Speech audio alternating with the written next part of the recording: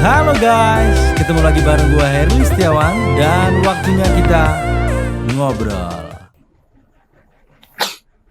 Oke, assalamualaikum warahmatullahi wabarakatuh. Gitu. Kali ini sendiri aja, tapi karena memang ada sebuah masalah yang menurut saya meresahkan pikiran gitu.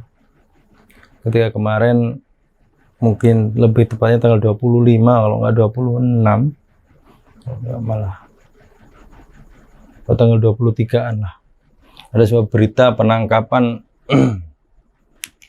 rongsok yang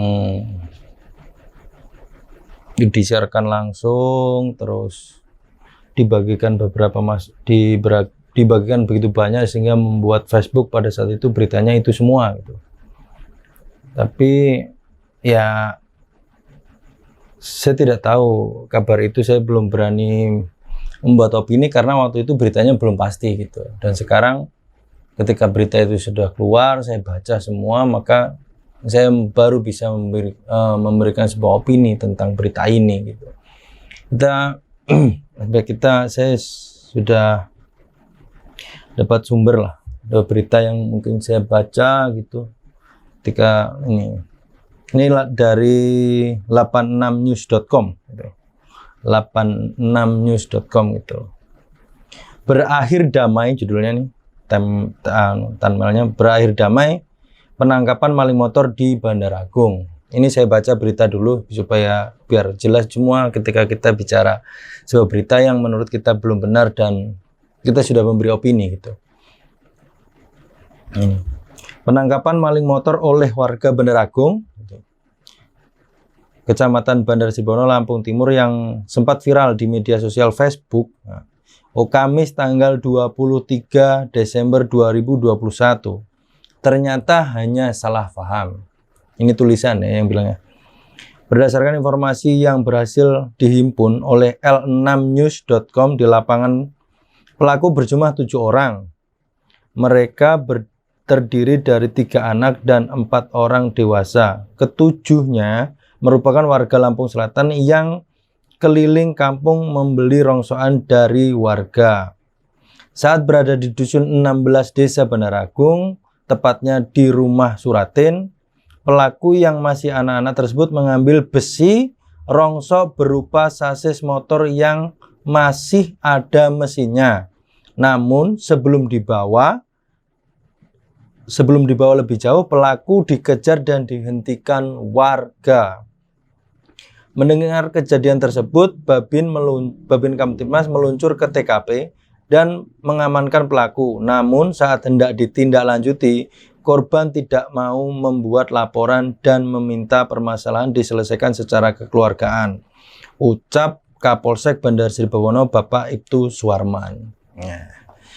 Yang jadi masalah pada saat tanggal 23 tersebut gitu adalah ketika itu ada siaran langsung mungkin yang mengejar, dan ketika itu semua membagikan dengan judul yang mengerikan semua gitu, membuat pikiran dan emosinya dicurahkan dalam sebuah judul yang belum tentu kabar itu benar saat itu ya, saya bicara saat itu gitu. Yang jadi masalah menurut saya, kenapa kita gitu setiap mendengar sebuah berita yang mungkin belum pasti benar atau salahnya ya, kita selalu membuat kita tuh merasa dalam keadaan tersebut gitu loh. Ngerti nggak sih maksudnya? Kita seolah-olah tahu keadaan yang sebenarnya terjadi gitu. Menurut saya itu juga masalah. Entah itu karena hampir yang membagikan di beranda Facebook itu ada semua perempuan-perempuan itu. Entah itu usianya yang mungkin dalam tanda kutip saya bilang tante gitu, atau mungkin gadis-gadis, atau mungkin juga yang bapak-bapak juga membuat judul tuh masing-masing mengerikan gitu. Modaro, tangkap, gebuki dan lain sebagainya. Nah, maksud saya, ayo gitu belajar dalam kondisi-kondisi menerima sebuah berita yang belum pasti gitu. Kita tuh nunggu beritanya keluar, atau mungkin kita memang dari narasumber langsung cerita, baru kita membuat sebuah opini di media sosial, karena sangat mengerikan sekali gitu. Jemari-jemari sampai semua tuh tidak bisa terkendali loh ketika di media sosial. Padahal itu belum tentu benar gitu. Berita ini juga begitu gencar. Bahkan saya bingung, ini gimana ini saking banyaknya orang. Ya nggak hanya Bandar Agung waktu itu. Temannya si A, temannya si B gitu memberitakan ini semua. Ternyata oleh pihak polisi dan bahkan si korban sendiri gitu. Inginnya tuh diselesaikan secara keluargaan. Lah Anda ini ketika berita itu belum jadi itu seolah-olah wah tangan ini seperti Tuhan gitu di media sosial gitu. Anda itu gitu. Kalau saya sih ndaklah, saya nunggu berita ini keluar dan berusaha berpikir cerdas saja dalam sebuah berita media sosial ya. Nggak hanya itulah, menurutku semua masalah-masalah yang menurut saya tidak penting gitu kadang-kadang diupload di Facebook dengan berbagai macam menggiring kebenaran gitu, entah itu permasalahan apapun ya. Aku juga bingung masalah yang anak-anak muda ya cinta juga gitu, yang tua-tua itu konflik sosial dengan tetangga dan lain sebagainya. Ayolah gitu. kita belajar positif gitu. Sebelum apapun itu kita dalam konteks belum tahu gitu, nggak usah kita tuh seolah-olah tahu dan seolah-olah kita tuh menjadi Tuhan di media sosial gitu. Itu juga tidak baik.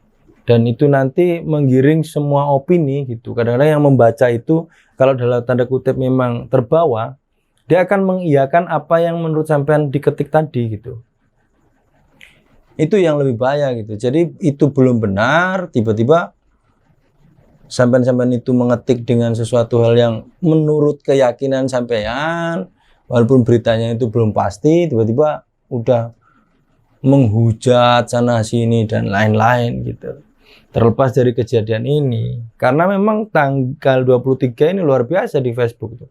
Semua tuh bicara ini waktu itu. Dan mudah-mudahan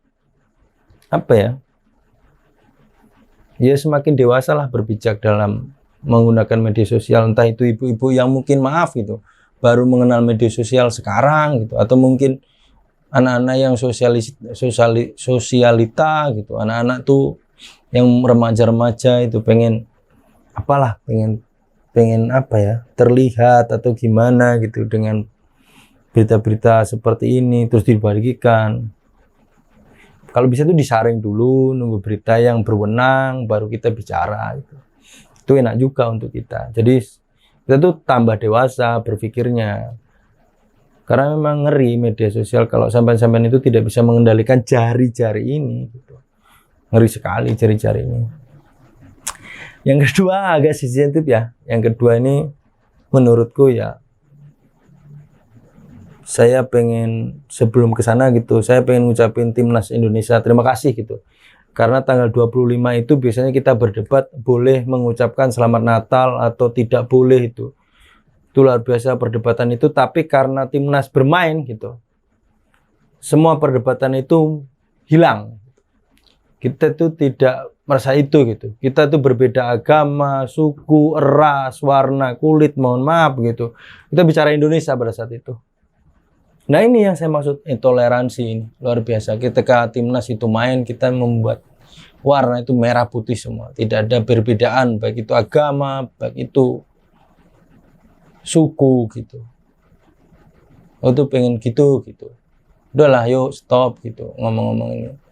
Terlepas dari yang mengucapkan, ada yang bilang ulama-ulama boleh, ada yang bilang itu tidak boleh gitu.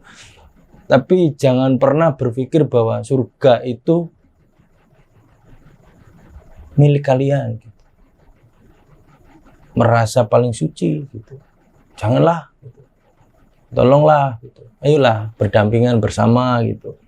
Jadi jangan dipermasalahkan, mau ya mengucapkan monggo, yang nggak mengucapkan ya monggo gitu.